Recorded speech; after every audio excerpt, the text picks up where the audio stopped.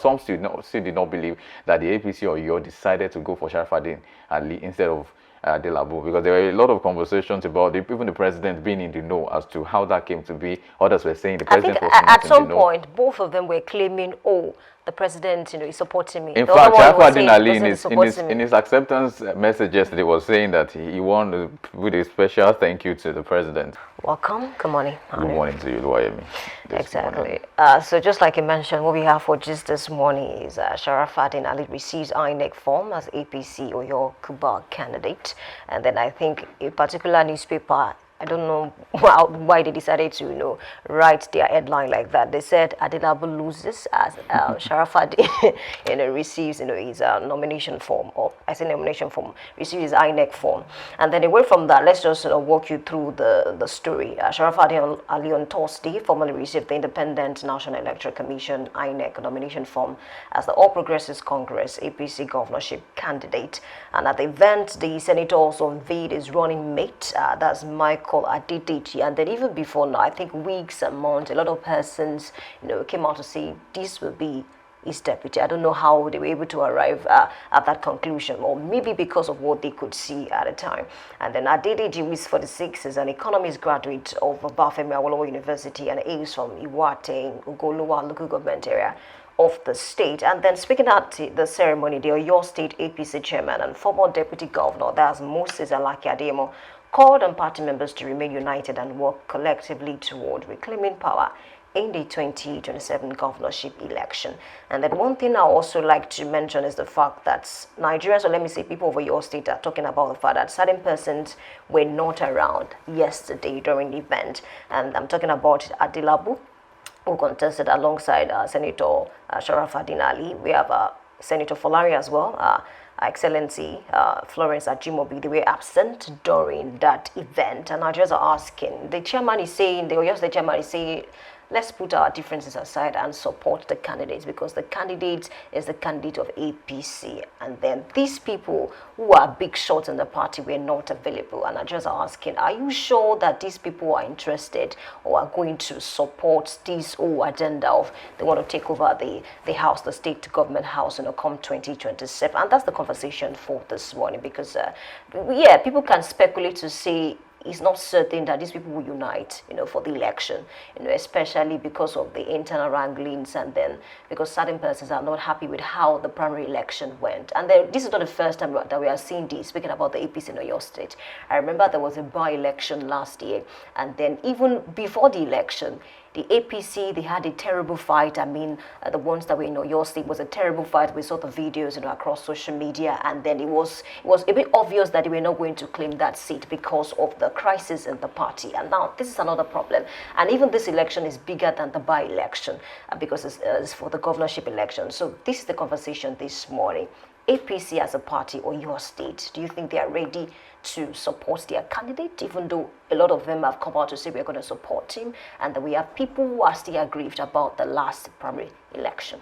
Well, while I will not try to hold brief for the APC or Oyo, but I think there are certain things that we must also highlight, which are very interesting to look at.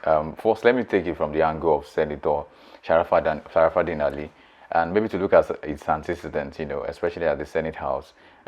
He, of course, represents Oyo South Senatorial District, and in the last election, the 2023 Senate election, he won with about 111,513 votes to become that. And so you might want to say maybe what the Oyo APC is trying to do is look for someone who is not a first-timer in that sense, and who has gotten more like a national recognition, because he served at the Senate level. And of course, if you have served in that position, then you are adjudged to be a political figure that is nationally recognized, right? So I think that's one of the things APC is trying to do. But the problem will still, but let me also speak briefly about Adedichi, who happens to be related to Zach Adedichi as well, of course. So I'm seeing a lot of things. And then not just that, the fact that he's also from Ogbomoso, Ogoluwa. And so you can tell that, okay, what they are trying to do is not just get someone who is not a first-timer in the person of Sharafadeen Alli, but also someone who is not from maybe Ibadan, because you understand how the votes come from Ibadan in massive numbers, right? So maybe they're trying to do this to spread their bread on many waters so they can have it when the elections come. But anyway, I'm looking at a way for them to say, They want Adedeji, who is from Ogbomoso, and they want Sharafadeen, who is from Ibadan. So, building that strength, that numerical strength maybe, or the expansion of votes in that sense can help them come 2027, come the election that everybody's waiting for. But one of the things that is going to decide that, as from my own purview, is this: what will decide it is if there is internal crisis, there's going to be problem. Has there been internal crisis? Maybe yes. And that's one of the things we can first tick. Because why? One, they had party members who wanted to contest for the same thing, and it wasn't just a nobody. It was somebody who served recently in the capacity of the Minister of Power in the country. So, you know, he resigned. He resigned to come join this race, right? So if you say, what can they do, right? I think the only thing was one of the things that one of the party executives said yesterday, that unity is the only thing that can make them win. If they are divided within the internal structure, it's going to affect them come 2027. And that's just a no-brainer. It's obvious to the blind, right? But I think one of the things they can do is if they can have an understanding to give Adebayo Adelabu something. Maybe not something small, but maybe something big at the maybe federal level again. Another appointment.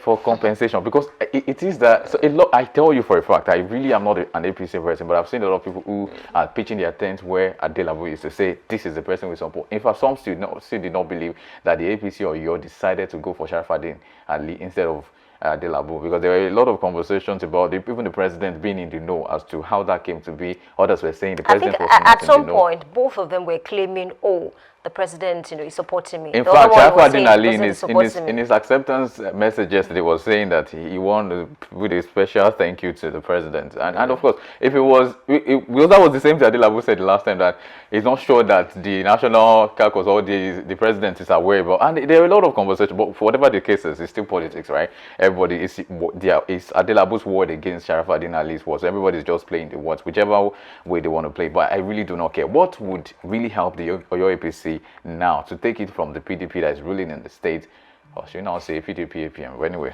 to take it from the PDP that is ruling in the country, in the state right now, what they can do is unity. Without unity, there's still going to be internal fracture, and that fracture is going to affect them massively. That Sharafadeen Alli is a good contestant, that does not really, it's credible, it's not credible, it's not the conversation. What matters is, can they come together and hold hands together? Yes, Yoruba saying that says, like if they come together they can win. That's what I'm trying. I don't know if I'll be able to translate that, so forgive me for that. But yes, it's just to say if they can hold hands together, they can do so much.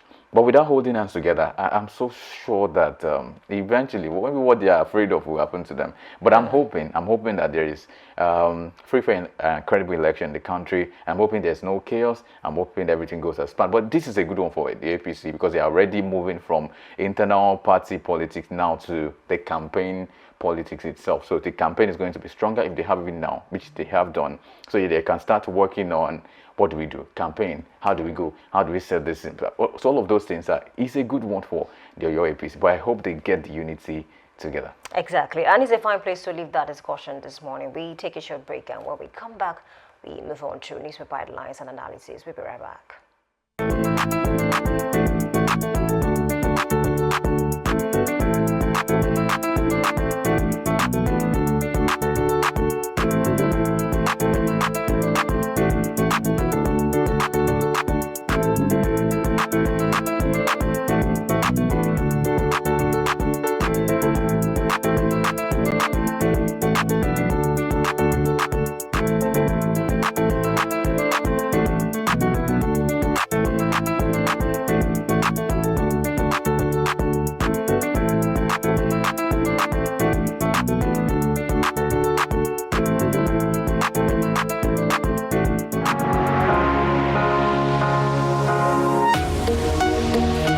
Live from the heart of the action. Welcome to the nerve center of Next Level Broadcasting.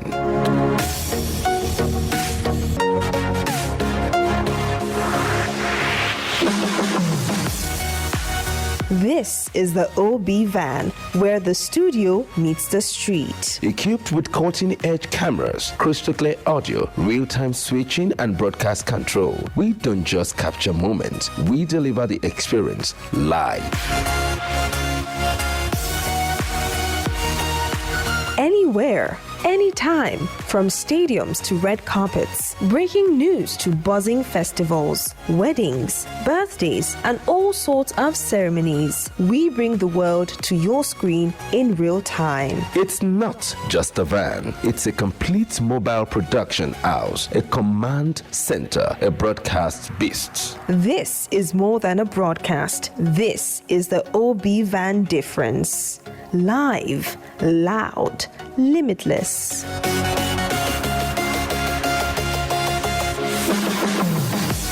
Ready to go live like never before? Book the OB Van today and take your event to the world. One powerful broadcast at a time.